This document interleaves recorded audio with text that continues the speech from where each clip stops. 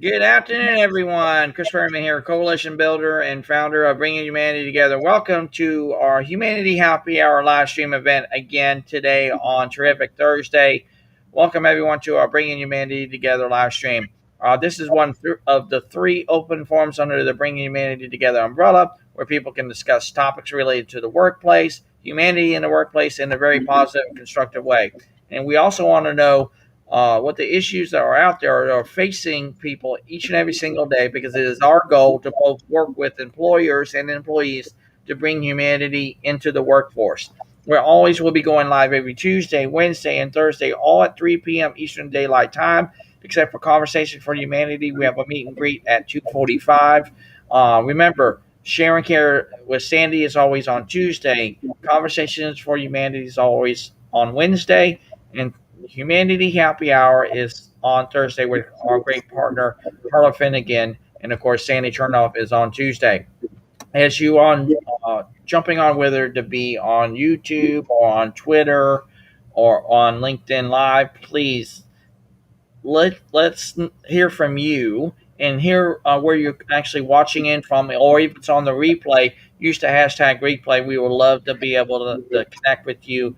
And also, please give us any more show topics or ideas, because we want to hear from the heartbeat of humanity of what things that really you'd like to be able to speak about, and we would love to hear from you. And we're also going to put the live link into the live stream, so you guys want to chime in and connect with us on the live stream. We would love to hear from you. So, Sandy, good afternoon, ma'am. How are you doing this afternoon?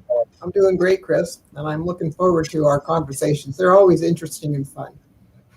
Yes, they are. And today's conversation is going to be about opportunity. Do we let opportunities slip by us, or do we embrace them for what they are? And we kind of touched on this on yesterday's call. And I was actually on Clubhouse this morning talking about opportunities, and even last night. And opportunities comes from the power of intent. Once you're intentional about creating the life that you love and the things that you want to do and how you do it, you will have that natural kind of dynamic kind of laid out for you to say, hey, this is an opportunity. That's an opportunity. You kind of see it for what it is versus what it isn't there. And a lot of times, more often than not, the people who get in our way is done from a twofold dynamic I see. It's the people who can put their reality onto our reality, thinking it's our reality when in fact it's not. It's their perception thereof. So they're observing what the opportunity may look or may not look to them. But from us, if we are in tune with what we want to do with that very opportunity and take it for what it is and then run with it, it's not an obstacle or a barrier or whatever, because if you change your mindset to say, hey, this is a great huge opportunity. Like you said, sometimes learning is a great not an obstacle to us. It's a great way to expand your mind, expand your horizons, because it's an opportunity to learn. If you're not willing to learn, then what are you doing what you're doing for, and I believe in that. Wouldn't you agree? Absolutely. I think that, we should never stop learning, Chris.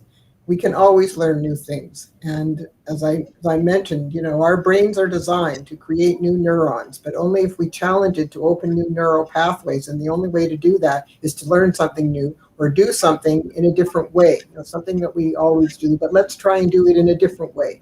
And if we do that, again, it opens up a new neural pathway, and that stimulates the brain, and it helps to keep it healthy, because it's just like it's like our muscles. If we don't exercise, then we get flabby. So if you're not using your brain in new ways, it gets flabby too, and it just doesn't function as well. And that's why when people retire, they need to have a plan of what they're going to do, both physically and mentally, because if they don't, they will go downhill very quickly, because keeping your fitness level as you age is difficult unless you work at it. And it's the same thing with your muscles and your brain. So it's a matter of what are you doing? It's very important. And, for some people, there may be things that they always wanted to do, but while they were working and dealing with their family and so on, they didn't have time to do some of the things that maybe they always wanted to try, like maybe learning a musical instrument, like playing the piano or a cello or a trumpet, or, it doesn't matter, the flute, doesn't matter. Yeah. Or maybe they wanted to learn how to play tennis or learn how to ski or learn how to, whatever. I mean, my dad learned how to ski at 40, Chris. No way. Yeah, that's when he took up skiing.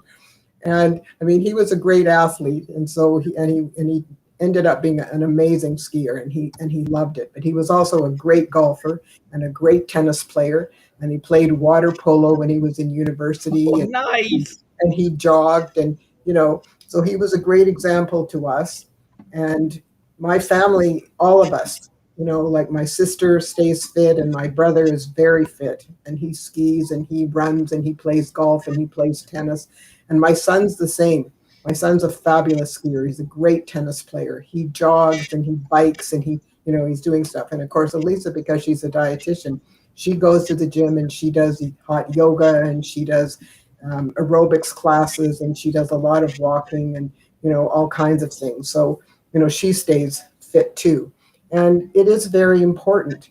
But my friends give me a bad time, Chris, because all of them are retired. So they think what I'm doing is nuts, that I'm working. And I said, I know, but I'm learning lots of things. And it has forced me to learn different computer programs. And I try to keep up with the topics that I teach so that I make sure that I'm giving the right information on those topics.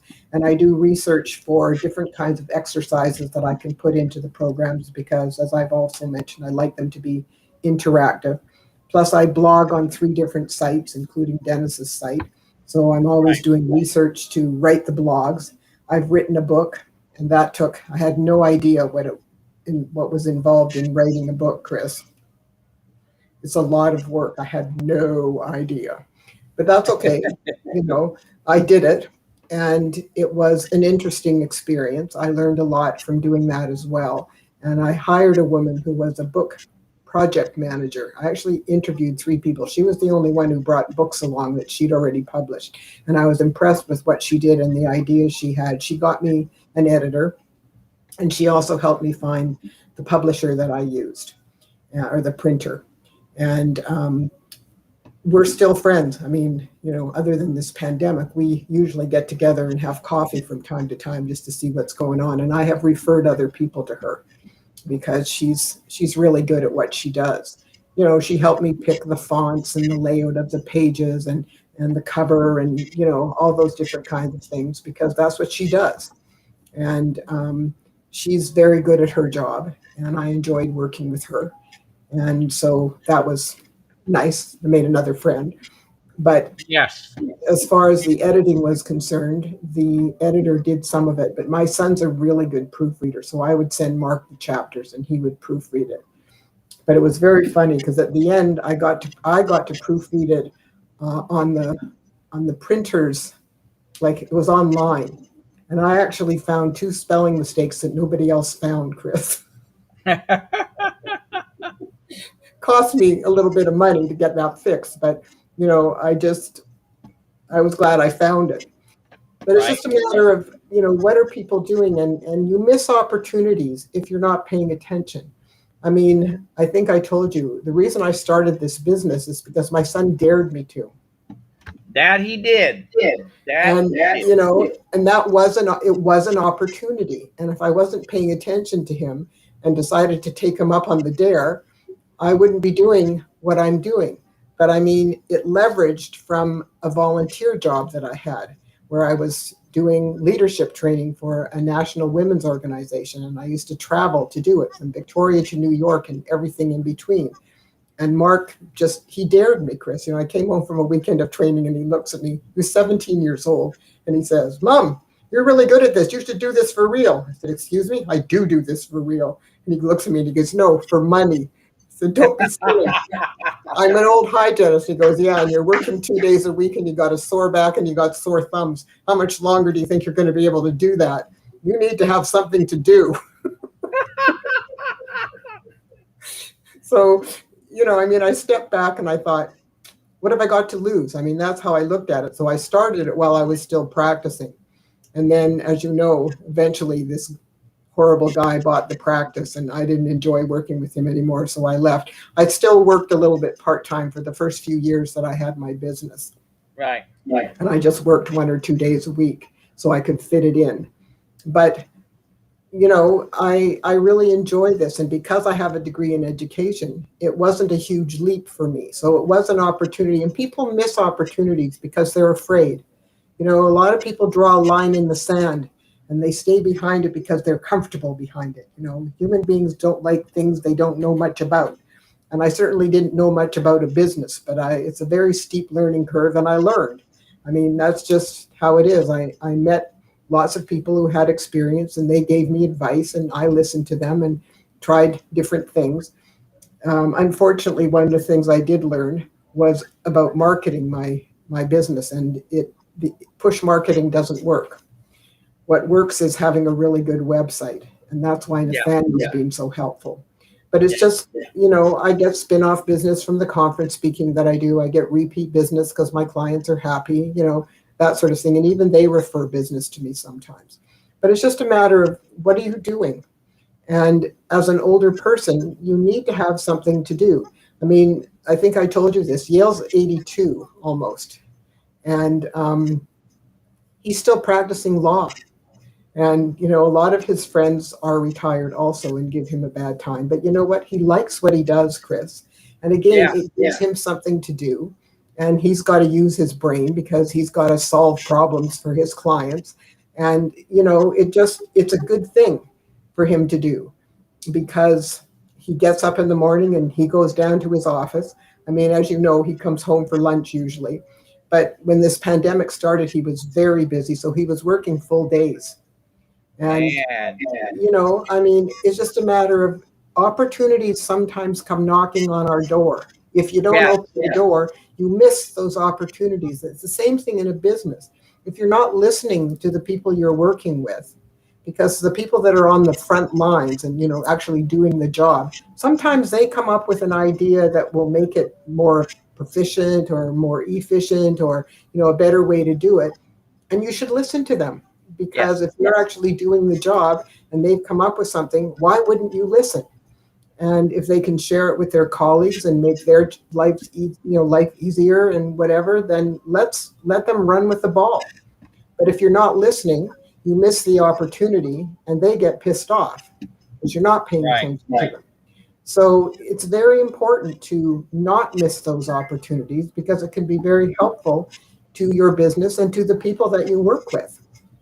And so, we don't want to do that. We want to pay attention. And if an opportunity comes along, it's just like, if a new product came along or a new service came along that would be appropriate for your business and you're not paying attention, you miss it. Somebody else will take it. You're screwed, because you didn't jump on it right away. Yeah. Well, it's opportunities can be scary because it's probably something we don't know that much about, but we should step back and go, okay, well, I'm going to learn about this. Okay, I'll talk to somebody who knows more about it. But this would be, I think, a really good opportunity for us, whatever. I mean, that's how I viewed this business when I started. I didn't know what the hell I was doing.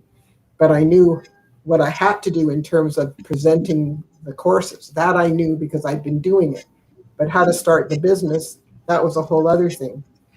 Boy, there's a face we haven't seen for a while. Hello, James. Hey, how y'all doing? Thank you. I am doing well today, sir, on Terrific Thursday. It's another great day for Humanity Happy Hour. Carla's actually on vacation, so that's why we're here. So nice. I'm glad you're here today. What we're talking about, James, is about the power of opportunity. And what does that look like and mean to you? What's that look like to you, James? Well, did I just interrupt someone else talking about what it looks like to them? It's okay, James. You go ahead. All right. What, bud? I bit my tongue. You bit your tongue? I'm sorry. We'll have some interruptions.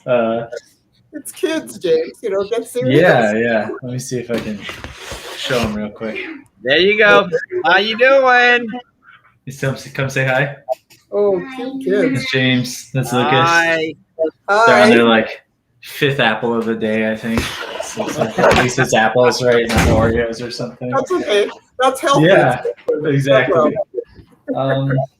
So yeah, opportunity. That's a tough one. I think I don't know. I think opportunity sometimes, at least from my perspective, my lens, there's the ones you make, right? And then there's just chance. And I think some of the best ones come from a combination of both. Like, and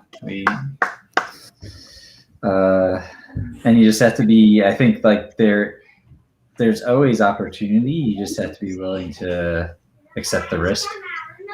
Yeah. To take it. And I think that's the bigger hurdle to overcome is just kind of, there's tons of adages about it. Like, when you're uncomfortable, you're learning and growing, when that means you're actually like taking a chance, you're taking advantage of a new opportunity versus when you're not uncomfortable, you're set in your ways, stagnant, That's boring. Like that. So, yeah, exactly. So that's I think what it means to me. But it's kind of fun, don't you think, James, sometimes to step out of your comfort zone and try something different? Oh yeah, I love it. I was a career swimmer my whole life, and then like took a bet when I graduated college that I couldn't like play a quote unquote real sport, and tried playing football for a little bit. I left a cushy role to take a risk on being like a data professional with no formal training, and I'm way happier now than I was before. I think you have to be willing to seize those opportunities and absorb the risk and just land on your feet. Again, I come from a not like a background of privilege, but I come from a place of privilege, right? Like I'm intelligent, puffering myself a little bit, but like intelligent, well-spoken, white male. Like, I mean, I hate to say it, but it's true. Like there's a bias everywhere. So I'm sure I benefit in my opportunities from that a little bit. And it's harder for other people to seize those opportunities or even have them presented to themselves. And I'm glad you brought that up, James. I'm glad you brought that up because for the mere fact, when it comes to the models of our world and what looks like to us in our model of the world, we have to recognize what James is bringing to the table is going to be unique into James and James alone. My model of the world is not going to work for James' model of the world. It just won't cut it. Same thing with Sandy. Sandy has her model of the world. That's what works for her and everything like that. But see what makes humanity so unique, James, by design, is when we see an opportunity for what it is, what it isn't, then we can really have, well, hello there. How you doing? How you doing? This is our youngest. Well, I'm glad you're happy. Glad to hear that. Good for you. Nice. That's an opportunity. There you go. Rising star right Exactly. Yeah, right there. There's an opportunity for you. But like I have grandchildren, James, so I totally understand. Yeah. But like I said, I just see that there's an opportunity that we can not only learn and grow and thrive for what is there, whether it be that shared experience or that conversation, and take it for what it is versus what it isn't. And like I said, it's like I wish Brian was on this call again today because Brian would just blow your mind. He really will. Because see, what he has taught me is when we go into an opportunity or into a conversation or experience at work, like I said, just take it for what it is. We have literally three choices that we can do. We can understand it, we can buy into it, or we don't buy into it and just respect it for what it is on all three levels and just let it be for what it is. And if you can do it from that point, from the power of intent, the power of positivity, the power of possibility, of course, the power of opportunity, and just all those get connected, I think it's going to be a beautiful thing. What do you say, Sandy and James? What's your thoughts? Well, I think that, again, Chris, sometimes people miss opportunities because they're afraid to take the risk. They're afraid to try something new because they're afraid that they'll fail. And the thing is that when an opportunity comes along, you need to investigate it. You need to see if it's something that's going to work for you, or if you know someone who, might like this opportunity and maybe you can work with them. Or if you know someone who knows something more about this opportunity, maybe you can bring them along and have them teach you what you need to know so that you can jump on this opportunity bandwagon. See, one of the things I was saying to Chris before he came on, James, is I'm a dental hygienist, but I have a soft skills training business now, and I have a degree in education. But I started this business because my son dared me to. Yes, a dare. He absolutely dared me to do this. And so, again, it was an opportunity, and I stepped back and I thought, what have I got to lose? I mean, what have I got to lose? Because I worked from home. It wasn't like I had to go rent, some office space somewhere and hire a whole bunch of people and, any kind of things like that. I didn't need to make a big investment because I already had the materials and I already had my computer. And, it was just a matter of how do I get the word out there for what I'm doing. And so when I started with large law firms because I knew they had training budgets. And I contacted them through their HR department, and I started doing lunch and learns for large law firms. But then because of my volunteer experience, I sort of took myself aside and said, how's anyone going to know you're doing this? So I phoned all the professional organizations in the Yellow Pages, that tells you how long ago it was, and asked them the following questions. Do you have an annual conference? And do you provide continuing education courses for your members, because most professions require that you do continuing ed to maintain your license? And if so, would you be interested in the programming I could provide for you? So I started doing conference speaking and continuing education courses for these professions. And I thought people would ask me for my business card, but they didn't. They came up to me and wanted to know if I had a website. But you see, James, back then, I didn't even know what a website was. But as it turned out, one of my nieces was dabbling in web design. She was in high school. So I went over to my brother's house and I brought my business card with me, and my niece made my first website for me. And I used it as a virtual brochure, if you will. But then I realized people got work through their website. I wasn't getting any hits. So I go back to my kids. And my daughter looks at me like I've landed from the moon, and she goes, you need your SEO fixed. Well, I didn't even know what SEO was. So she gave me the name. I know. She gave me the name of a guy who specializes in it. And he actually lives on Vancouver Island. I live in Vancouver, BC. So I've never actually met Nathaniel in person. I have talked to him on the phone. We have had Zoom calls and so on. But here's the funniest part, James. His father lives with a very close friend of mine. How small is the world? It's bizarre, right? But anyway, he looked at my website and he said, you have this lovely artistic flash page with an enter button on the front of your website. He said it completely blocks you from the internet. So that's the first thing that has to go. And then he started talking tech speak to me. So I stopped him and I said, Nathaniel, you might as well be speaking Martian. I have no idea what you're telling me. Just tell me in plain English what you need from me, and I'll be very happy to provide it. So he started to laugh hysterically, thought this was really funny. I now know what a lot of those terms are, but back then I had no idea what he was saying to me. He was talking about meta-tagging and backlinking and, all sorts of things that I had no idea. Right. And keywords and, all this stuff. So anyway, he sort of rebuilt my website, and to show you how long ago it was, for about $300 or $350. And within a week, I started getting hits. And to this day, I get 80 to 90% of my new contracts via inquiries through my website. Because what I learned is that soft skills does not sell by push marketing. If someone has a problem, either an individual or an organization, they Google their problem, because otherwise they don't care. You can't make people do things they don't want to do. And if they don't realize they have a problem or don't think that they have a problem, then they don't care. So it doesn't matter. And it's been very interesting because I've had a lot of marketers come after me. Oh, you need to do this and you need to do that. And I just go, no, that's nice. Good for you. And I wish you every success. It doesn't work for me. Because I tried initially. I took out ads in magazines and, different things. It didn't net me anything, got me nothing. So I decided, it's a waste of money. I'm not going to do that anymore. If I'm going to spend money, I'm going to spend it on my website. And, that's what works. And I'm happy with that. I get repeat business from happy customers because what I do is I customize for every client. I take this opportunity. I sit down with every new prospect and have a discussion interview with them to find out very specifically what they're looking for. Then I offer them different elements, and then I create a program to meet their specific needs.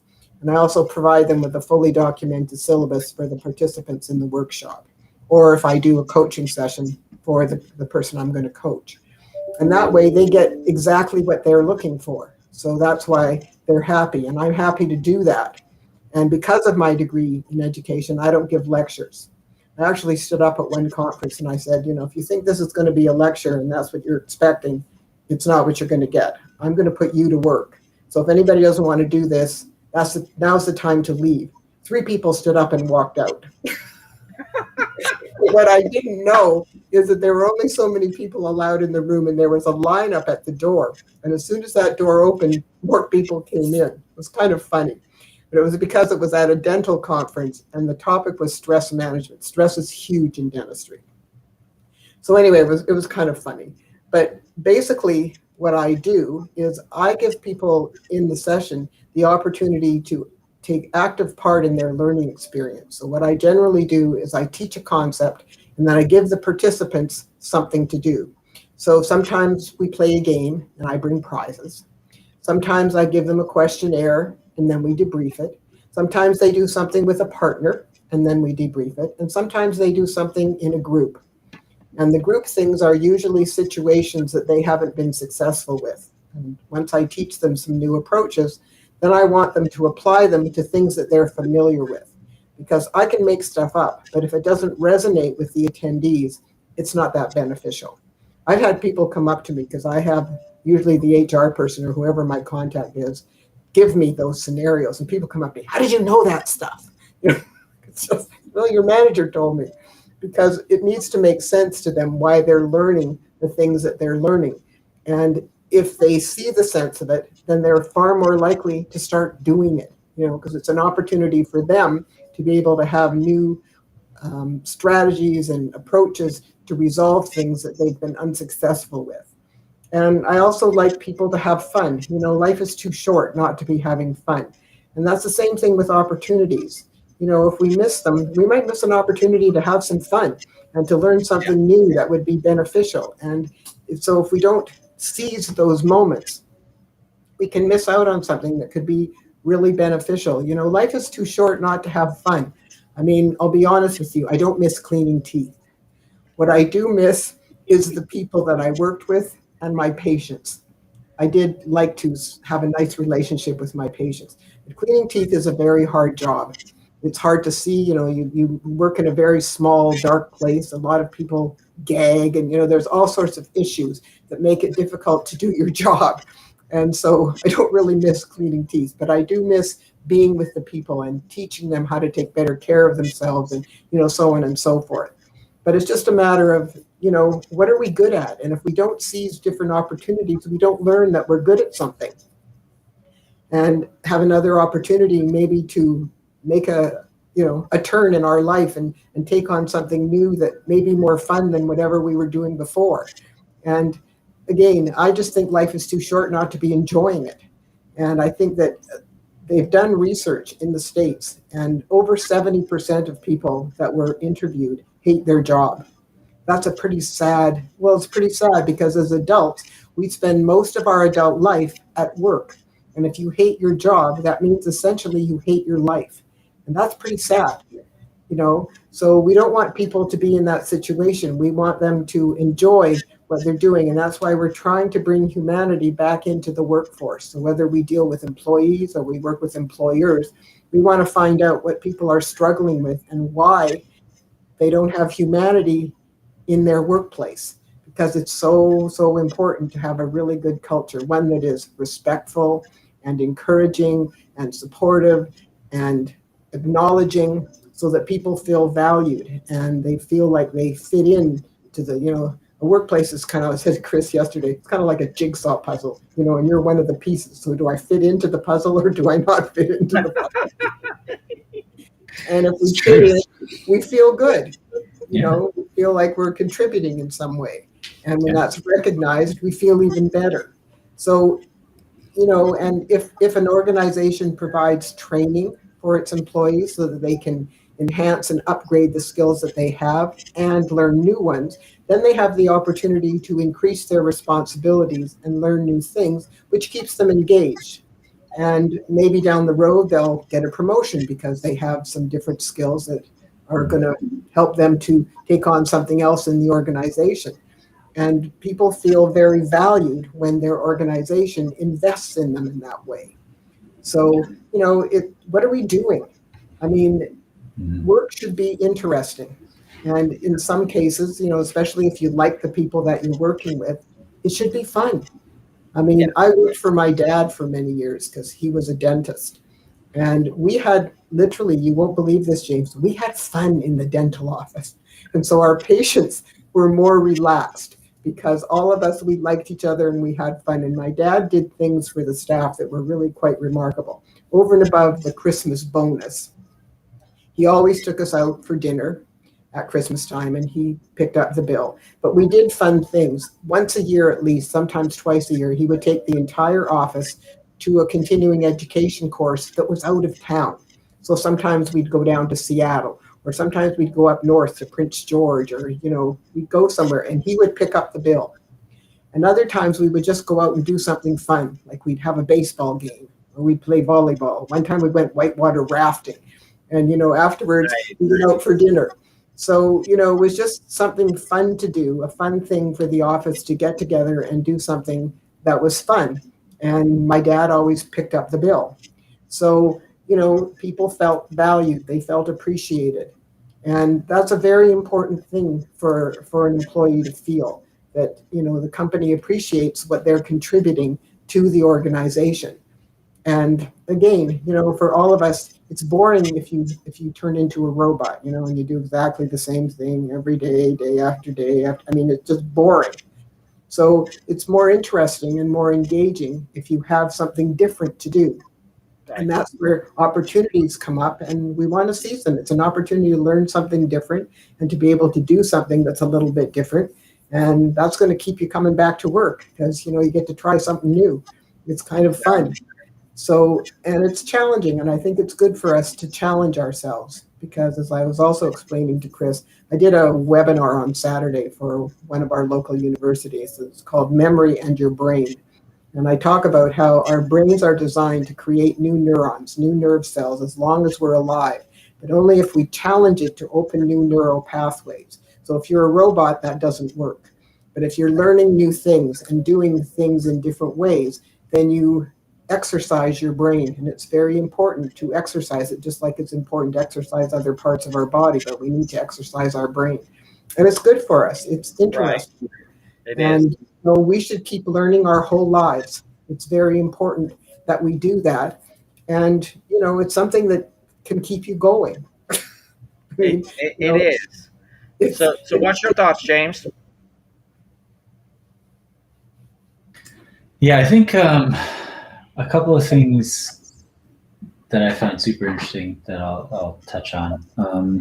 The first, I laughed earlier because when you said the statistic about like 70% of people are unhappy in their job, because I read like an exact article about it, and some of the kind of commentary was around, well, like if you're so unhappy, why don't you change jobs or find something new or whatever? And I think that plays a lot into the opportunity and risk conversation we're having today, right? Where some people just aren't afforded the opportunity to find a new job as easily, or they're afraid of the risk that it might take. And I think there's tons of factors that go into that other than just saying, hey, why don't you find a new job, right? Like, it's hard for different people, different circumstances, all kinds of stuff. Well, you have financial responsibilities, especially. Yeah, exactly.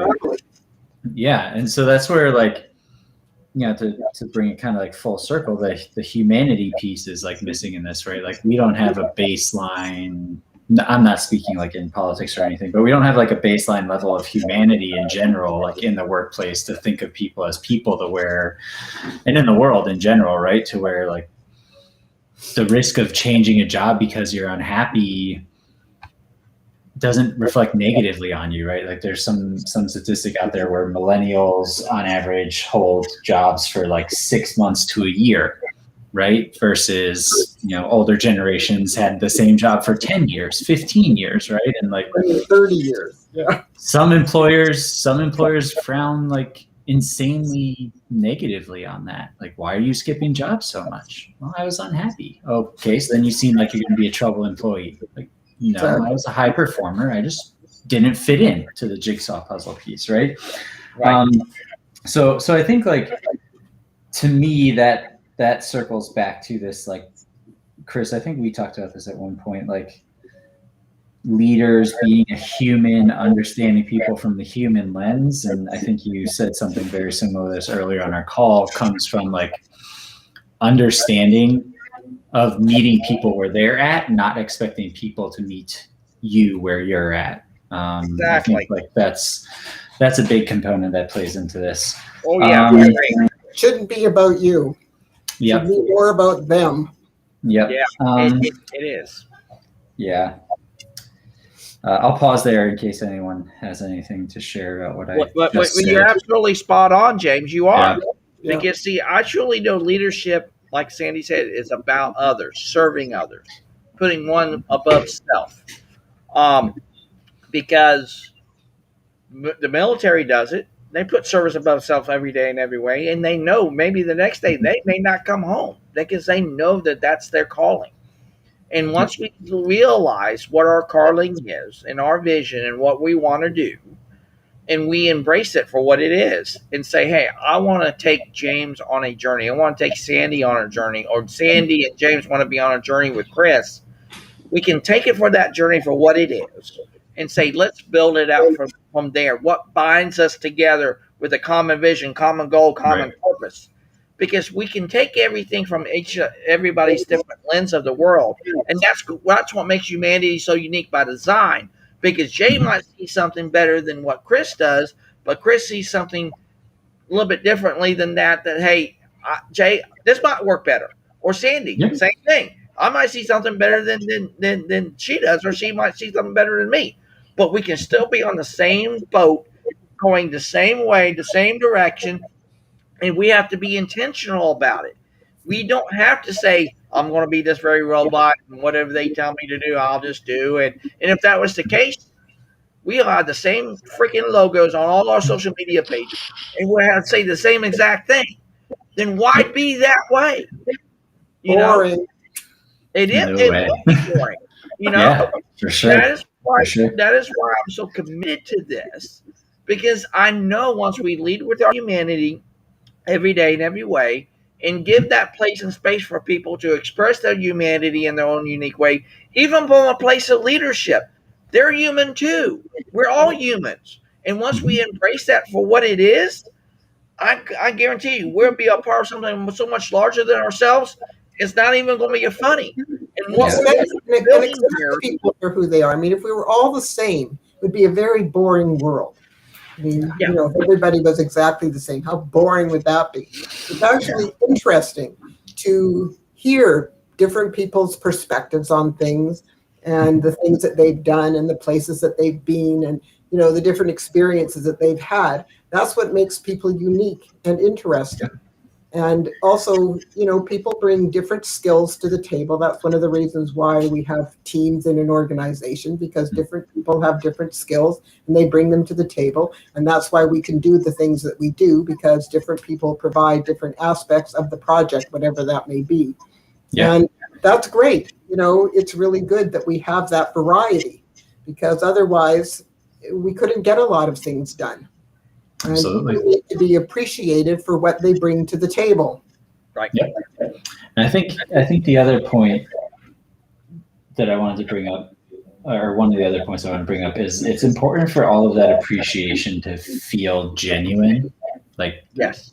Some people give platitudes, and like that might work for some people, right? And I think again, it boils down to the individual. Like, my reward system is different than Sandy's reward system is different than Chris's reward system. And people have good BS detectors. You can't fake them out thinking like, hey, good Can't job. fake it till you make it. There's no way. Yeah, no. It's got to be So- genuine. So the genuine intent needs to be there. Otherwise, you're not, in my opinion, like you're not a leader, or you're not embracing like good leadership qualities. Yeah. And then the third point I wanted to touch on was it's funny we were talking more about risk and like fear of failure, and like bringing different skills. So in my past, I actually like worked on a super interesting project where we took a bunch of like information. We collected a bunch of like open-ended responses about the health of a company, and we did some like advanced algorithmic techniques to parse out like how frequently did people feel or use language like I am afraid of failing or I am fearful of something, compared to like how often did they talk about being like willing to take on risk, willing to take on more. And we found that like not just self-evaluations, but also peer and manager evaluations sometimes skewed very heavily towards that like negative fear of something, versus trying to like reframe your language to be like to provide someone with like more constructive, positive lens feedback. And we built something that like made recommendations for young managers to like correct their language in such a way that it was refined to be more positive. Like, hey, instead of saying like, hey, you always seem to be afraid to fail, it was like, hey, be willing to take on more risk. Like changing the lens through which they were talking to people. And we found that like over time, once that language got corrected, like for the people who used it, their like peers and direct reports were more willing and accepting to take on new projects, take on new things, try new career paths for themselves. And it was like just a super interesting, like very small study, like in this space, but just super interesting to like see like how you can change behavior, like even indirectly with the seemingly smallest of things, right? Like And I'm change glad you one word mentioned here, that, 2 James. words there. Yeah, and I'm glad you mentioned that, because I truly believe it's the smallest things that will lead to the hugest impacts, not only for ourselves, but also when we impact others through the very smallest things that we do. Because not only does language matter, it's how it matters as well. And if you convey it in a way that is truly genuine and honest, and saying, hey, I would like you to do this. Can you help me do this? And put it in that kind of open context. It's like when it comes to a question, you never want a closed-ended question. You always want to keep it open and inviting. So it's like what I've learned from Brian. When you get in, like I said, to that shared experience or that shared conversation, you just take it for what is there. Don't bring in the biases, the negativity, and all that. Just take it for what it is and say, let's explore that together. Let's see where this leads us. And I even guarantee you what happens because of that, James and Sandy, there will become a point of transformation that comes out of that if you allow that to occur, because transformation basically comes from what was before, and it's basically come out of nothing. Because see, the past is the past, but transformation is literally future based and say, hey, this is where we can go from this point moving forward. Well, the other thing we talked about yesterday, Chris, was also that, human beings are very imperfect creatures, and they're going to make mistakes. Yeah. It depends on how those mistakes are handled.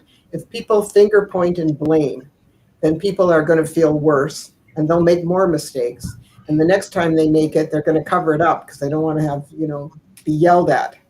But if instead you sit down with them and you say, so James, looks like we have a little problem here. What do you think happened? Okay. So how do you think we can fix it? What things do you think we can do to fix this? Okay, well, do you think you can handle that yourself? But before you go off to fix it, the next time you're faced with this situation, what other option do you think you would exercise so that we don't end up with this outcome? All right, so why don't you go ahead and see if you can take care of this? And by the way, if you run into any snags or you have any problem, you come back to me and I'll be very happy to help you with it. Now, if it's handled in that way, and the person feels that they're supported, that they can get help if they need it. And okay, they made a mistake. Mistakes are opportunities to learn. You fix your mistake and you learn about it. You're not likely to make it again. But if you get blamed and finger pointed and yelled at, and first of all, everybody else that's hearing this is going to feel like, when are they going to yell at me? You know, and they're walking around on eggshells. More mistakes will be made. It's not a good atmosphere. But if it's done privately and you feel supported and encouraged, and that if you run into a snag, that they're there to help you, then you're going to be fine. And, you know, again, most of these people are pretty smart. You just give them the opportunity to figure it out and encourage them to do so, then they will. You know, it's not rocket science. I mean, it's really not. But they need to be given the opportunity and encouraged to think about what went wrong and how they can fix it and how they can prevent that from happening again. And if it's done privately and it's done in a supportive and encouraging manner, then everybody comes out fine. But there's a lot of people that, you know, managers and leadership that, you know, they just get mad at someone because they made a mistake. Oh, I'm sorry. That's not the way to handle mistakes. It's really not. Because everybody, even leaders, make mistakes and they need to own them. So if they make a mistake and then come back to the team and say, hey, gang, that was my mistake and I'm really sorry. Here's what I'm going to do to fix that. So if they own their mistakes and own up to them, then it sets an example for everybody else so that they see, oh, even the boss can make a mistake. Look at that. And he actually, you know, owned up to it. So it's that's walking the walk, not talking the talk. So it's a matter of what are we learning and how are we behaving and how are we behaving to each other. And we need to be nice to each other. We need to, you know, a team is a group that works collaboratively. And if somebody's really busy and something else needs doing and you have time to do it, you do it. You know, that's how a team works.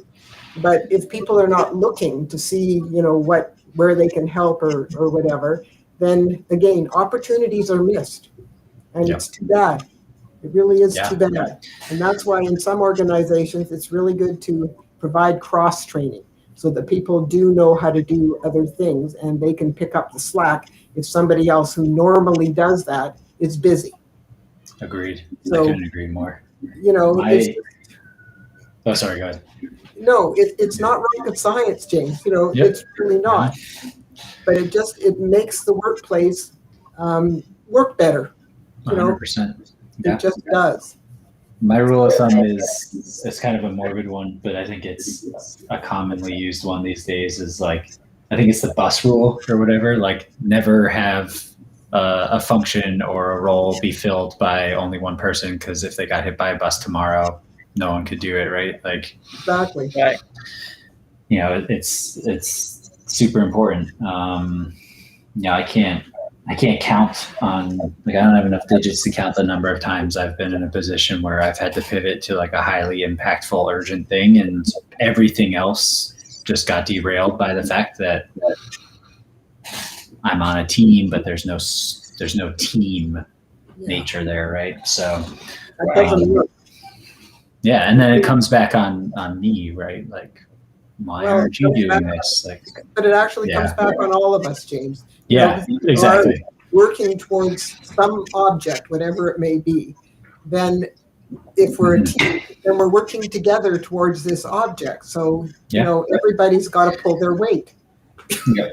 And I think like some of the problem too is, like, at least from what I've seen in big corporations now, right? Like, there's this, I'm sure it's everywhere, but just from my experience in larger corporations, there's this like agile methodology and running lean and yada, yada, yada, right? Like, minimum resources, maximum return.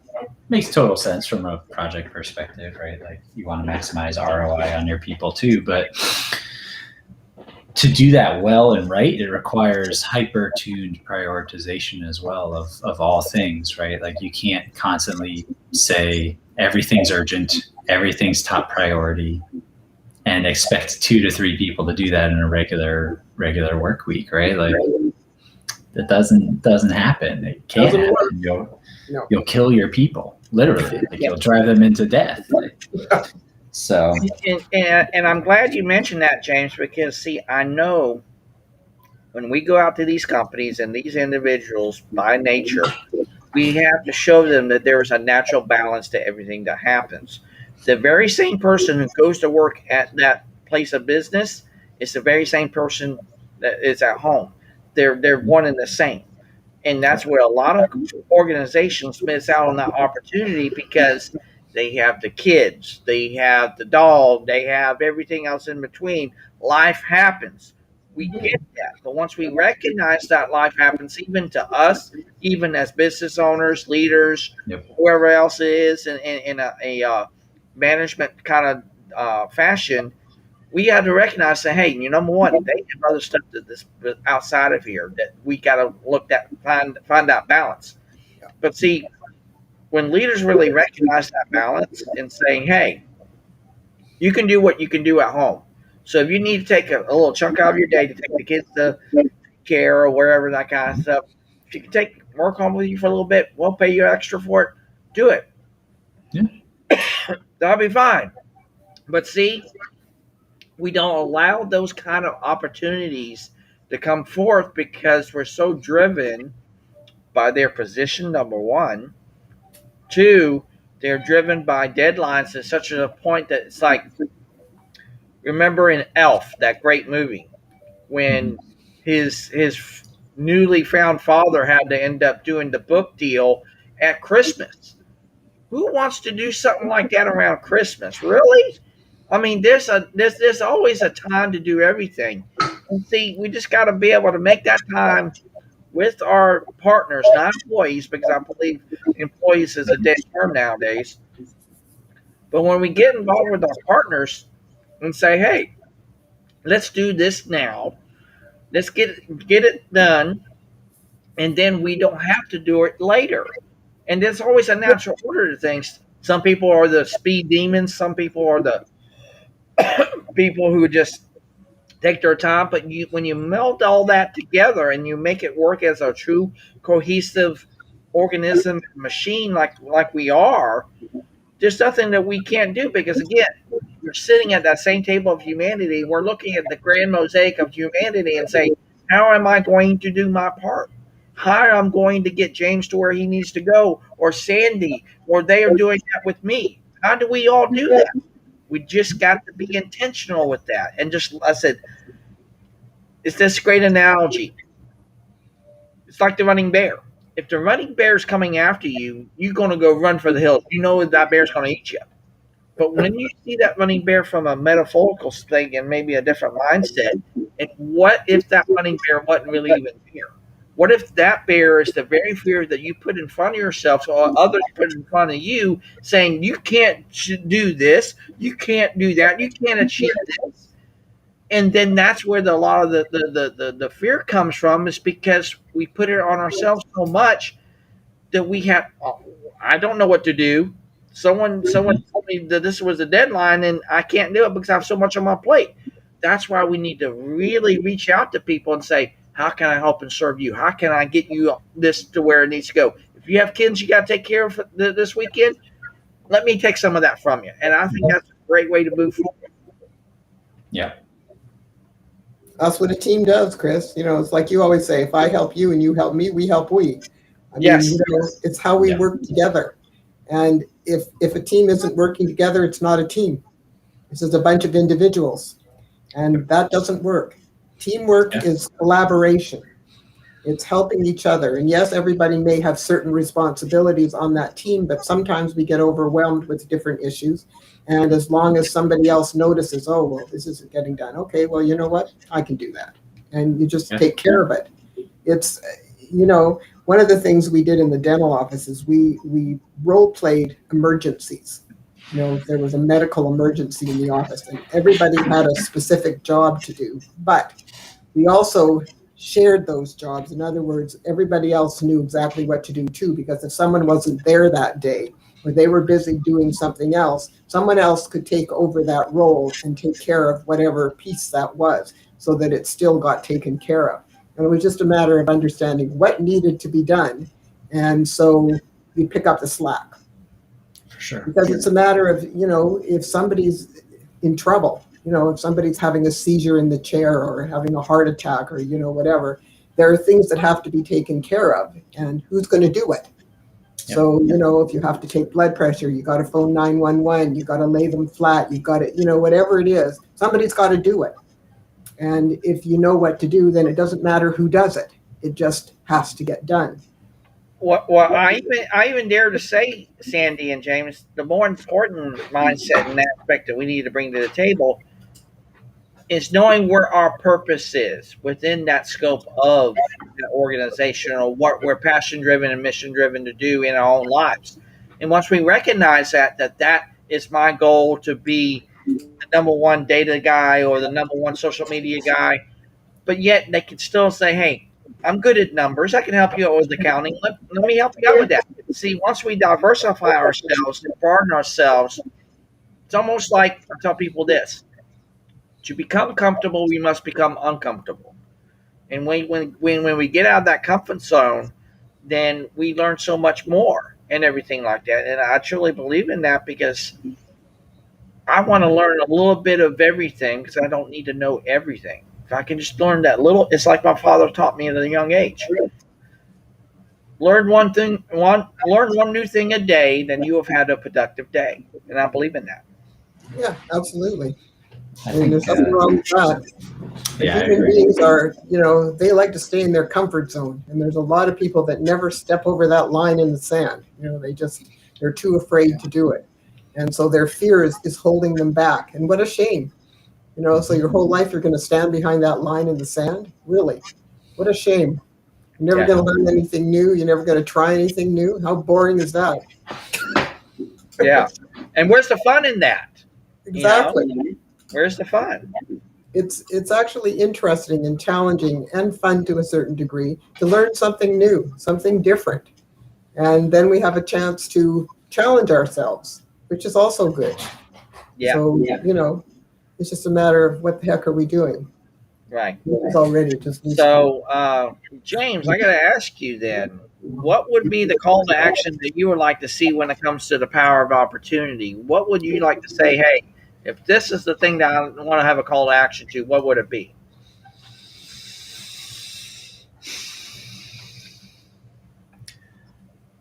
I think from my perspective, the biggest thing I would like to see when it comes from opportunity is there needs to be a network of support. Like, Yep. We need to help others find opportunity too. I think, to me, that's the biggest missing piece in this world, right? Like, you look across the board and there's tons of nepotism, I think is the right word. Right? There's tons of buddy systems. There's tons of like, hey, I have this opportunity for someone I'm comfortable with because I know them. They're my friend. I worked with them. And like, that's important. Yes. But to the point we've been talking about for the last hour, that's not necessarily how you help an organization or yourself or your team or those around you grow, right? It's bringing together diversified opinions, diversified viewpoints, bringing in conflict, because that's how you get to like a better state, is like having that conflict, working through it, resolving. That's why we like having Brian on these meetings. Yes. Nice. Well, it's true, James, because he usually comes from a very different place, and it's actually good to hear where Brian is coming from, because most of us don't think the same way he does. And he'll bring up something and you kind of step back and go, wow, I never thought of it from that perspective. Okay, well, that's kind of an interesting way to view this. And he always has a different perspective on things. So, that's why we like him at these meetings. Yeah, that's awesome. Hopefully I'll get on the call with him there soon. Yeah. He's smart. Yeah. And he's had a lot of different kinds of experiences, which is why he brings these different perspectives to the table. And it makes you sort of step back for a minute and go, I mean, I don't always agree with him. I'll be quite honest with you, but it still makes me stop and think that, well, I never looked at it from that perspective. Maybe I should. It's a matter of stopping and thinking about something that's coming at you from a very different place. And when you look at it, Sandy, when you look at it, even from Brian's point of view, what he's literally doing is giving you an opportunity. And once you look at it as that opportunity, there's nothing that we cannot achieve, not even from a team dynamic. Because once we let that occur for each other and share it together, the opportunity and possibility is going to be exponential in scope, and the impact will even be far greater if you just did only from one lens and looking at it. When you have so many different angles looking at an issue, more things can come about from it in a positive mindset. I truly believe in that. That's why it's really good to have diversity on the team. Mm-hmm. And we're building that here. You don't miss anything. When you have diversity on the team, you rarely miss anything because different people are coming at it from different places, and then we won't miss anything. So it's actually good to have that kind of diversity on a team where people come from different places, even coming from a different culture or a different life experience or whatever it is, they will shine a different light on the situation, and you kind of step back and go, whoa, it's an opportunity to learn something different and a different approach to things, and it's good. I always like it when we have, people who don't always agree, and you sort of think about, what did they just say? Well, that's kind of different, and that's what Brian's like. Brian, he makes you go, he makes you think. Yeah, I think it's very good. I love him on these meetings because, again, I don't always agree with him, but sometimes when we talk about it a little bit, then I see where he's coming from, and then I go, okay, now I get it. Now we're fine. Yeah. Because one of the things he said to me once, James, was that you can't teach a leader how to do things. Well, I don't agree with that. The reason you can't teach a leader is if they don't want to learn. You can't make people do things they don't want to do. I've told Chris this story. I actually turned down a contract. I was called in by one of our health authorities, and they had a guy working in their accounting department who was phoning patients up and yelling at them for not paying their bills. And of course, a lot of these people were people who were either very sick themselves or had very sick family members. No wonder they weren't paying their bills. So they wanted me to coach him. So I said, well, can I talk to him first? So they brought him in, and he came in, and he was nasty. I can't, really. He came in, he says, oh, they're picking on me, and these people need to pay their bills, and I know how to talk to people. No one needs to tell me how to talk to people. He's going on and on like this. I said, okay, well, thank you very much for your time. You can go back to your office now. So then the managers came back in, and I said, don't hire me. And they said, what? I said, this guy has absolutely no intent to change what he's doing. So you have two choices. One, fire him on the spot. Or two, if he can be in your accounting department and he's good at the accounting things, but he never, ever, ever gets to talk to a patient again, then you can keep him. But he has no intention of changing what he's doing. So it's up to you to decide if you can protect the patients from him or if you have to get rid of him. But I said, I do this because I enjoy it. And I said, I might as well go over there and bang my head against the wall because this guy isn't going to change his behavior no matter what I say or do with him. So it would be a waste of your money and a waste of my time. So that's why they said, well, I can't believe you're so honest. And I said, well, I'm sorry. Again, I do this because I enjoy it. This would not be enjoyable. Yeah.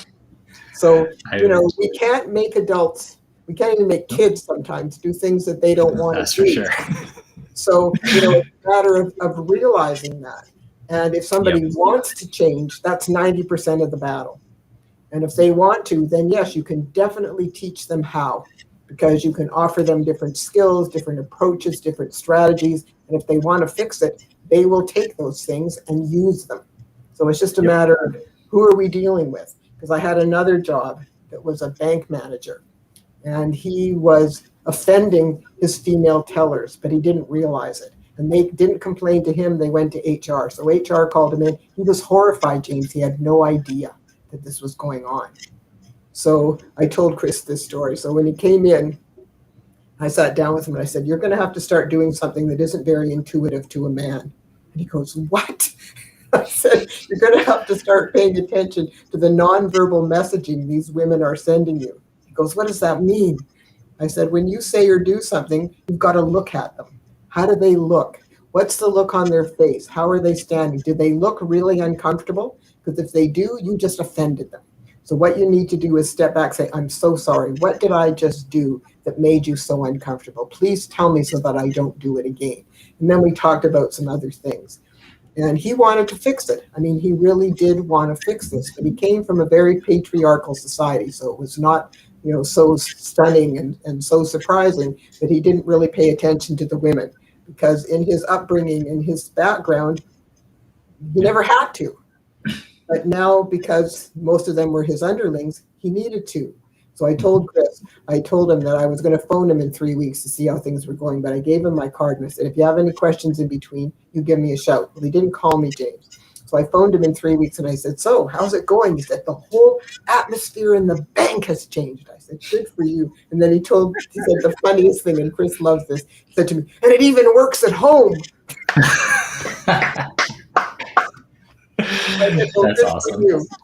Because, he was a good manager. They didn't want to fire him, but he had no idea that he was offending the women. Yeah. Because he just didn't have the skills. He didn't understand, but he really wanted to fix it. And so he did. And we had a very nice session, and he was very appreciative of the sort of strategies that I gave to him. And obviously he put them to use, because there were no more complaints coming from the HR department. Good. So, good on him, but he wanted to fix it. And Yep. so, again, if somebody wants to, then they can learn it. And he did.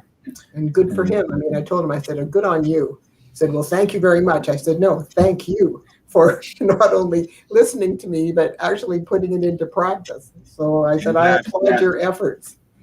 And that's what it's all about, Sandy, giving that result to somebody, and they can not only see it, they do it. And that's a great thing. Yeah. Again, as always, Sandy, I greatly appreciate you being here so much. Thank you so much for holding it down for the fort with me while Carla's on vacation. I greatly appreciate that. James, I'd like to speak with you for a couple of minutes. If you just hang on with me, it'll be great. Again, I actually have to jump to a meeting, but if we you do? Okay. Time to talk. Yeah, I could only clear our hour, but I will. Yeah, we definitely need to talk, man. That's why I definitely need to Sure. talk. Yeah, absolutely, man. Good with you guys. Nice seeing you Catch you again. later. All right. Likewise. See you later. Bye-bye. Have a good one, everyone. Enjoy your kids. All right. Bye-bye.